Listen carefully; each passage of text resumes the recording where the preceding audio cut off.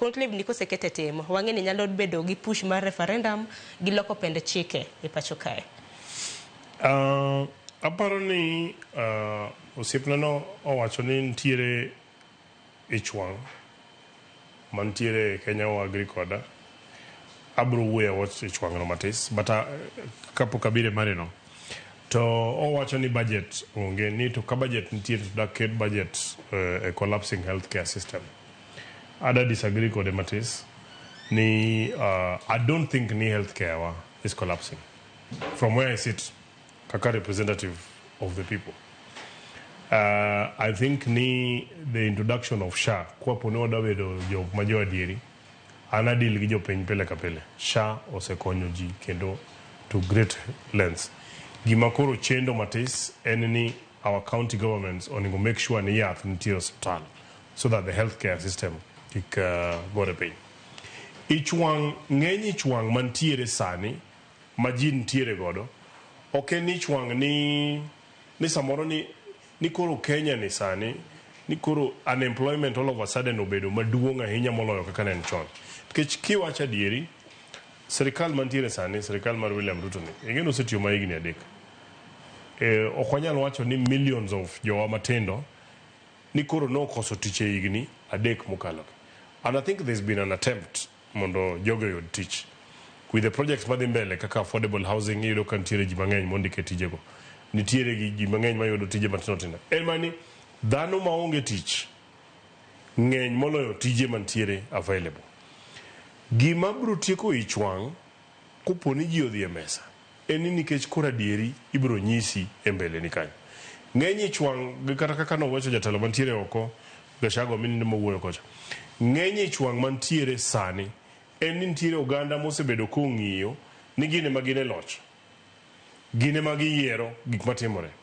Gine magi pango kaka gik moko timore. To ka koro sani gionge koro giketo kokono. E gimo miyo ka ndalo mane ji nego Nyalenda, ji nego Kisumu, wane wang'anyo.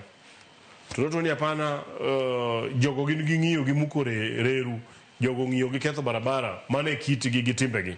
Nok en wach malich ahinya. To wang'ni iyudo ka kibire wang' jowi ka gine magi control, kidhi sectors mopogore opogore gine magi mako. Koro ka wang' ni ng'at machielo nitie e gimomiyo koko timore nade.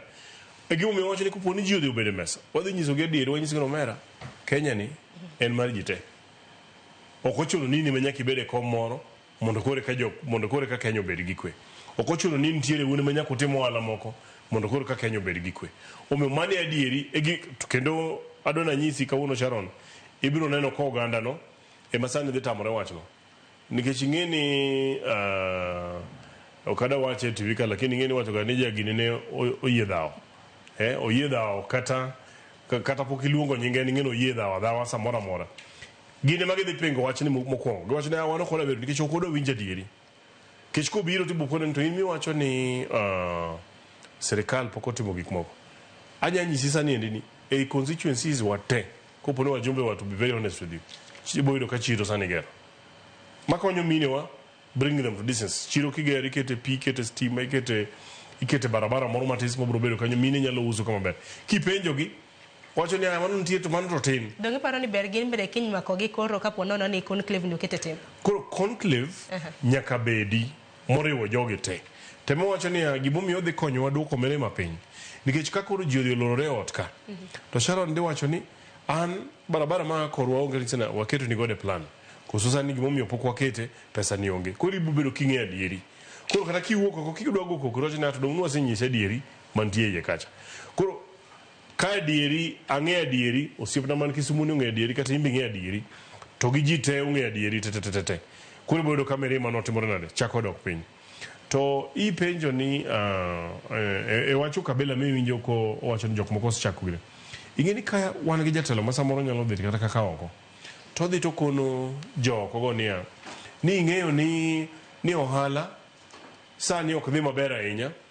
Ji ok chul ushuru nikech ohala ok dhi maber. Ting'eni ka ohala collapse to community wa en ong'e ni community achiel ema nyalo timo ohala ka. Ing'eni wan kwa dongo to magi adieri maparo ni biro wuok ka Gen Z obiro. Wan kwa dongo to nonyiso nitiere jok moko maging'eyo ohala. Jok moko gin ging'eyo timo kama. Jok moko gin ging'eyo tedo. Kama motimore. Anyalo koni kawuono. Jaluo, for example, nyalo timo ohala malich ahinya. Thuole mapok oyudo. Jok miwuondowa ni ong'eyo ohala gi. Ok ni ging'eyo. Ging'eyo mana timo ohala nikech ne giyudo thuolo mar timo ohala. Kata wambe jowa, komi thuolo, to kiny, kata ambe kamineno utiye maduong'ne, ambe dikoro kiny an gi TV moko ariyo adek kama, manyalo gini. Kiny ambe antiere gi utena moko magero gini kama, ka yudo thuolo mar timo ohala no. Omiyo belief moro ma a sense of entitlement. Emino ka jok moko se believe nango gine magi nya timo ohala, koro dho nyiso ji nango ni o pesa kata sani enido ka jok mantie Amerika ok or pesa. To king'iyo data mantiere ka, to nyiso ni pesa ma oko maduogo ka oidho malo. Koro kende ka magi ma ka ji odhi obedo piny, tibiro nyiso ni ma nyocha iwacho to ma miriambo.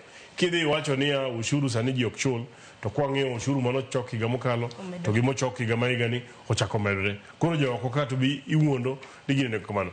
Koro gin gigi endi ma ka ji ok obedo piny ma ji owacho kamano. Then anaparo ni framework mar implementation kapok twak ochakore. Framework mar implementation, budget to is not an issue. Nikech ing'eyo, olo watigi kata billion 10 kata 100 mondo wawuo ka wuoyo no dhi kelo kwe. Dan koso wuoyo to Kenya biro ketho moloyo pesano. Kwe, the price to peace, anything inyalo tim mondo kwe no timre nade. Igi kata no sani ka IBC dhi chako weche preparation mag yiero. IBC ko kwa pesa. Ok wawach ni gibed extravagant. Lakini kopo ni IBC wacho ni gidwaro billion 66. To nyaka wang'e ni sama ji ogore mbe ji ong'anyo ma ji otimore kia nade ni nikech yiero samoro nokodhi maber. Pesa di modhi lose idhi yudo ka en moloyo billion 66. Omiyo ka gidwaro billion 60 ka nitiere tika pesa no timiyogi mondo gitim yiero ma dhano kodhiye. To ng'eyo ni an Mark Nyamita no wachung' gi Sharon. Sharon ka ok oyudo to Sharon wacho ni Nyamita no timo nade no yomba to yomba malera ambe kiny abro timo nade. To kwa dhi ma bang'e wacho ni Nyamita to yomba to kane kaka gino ni kama katibi kori kawo jogi to lwenyo chako wuok. We will lose actually more than that. Omiyo koponi dialogue ni dhi konyowa in the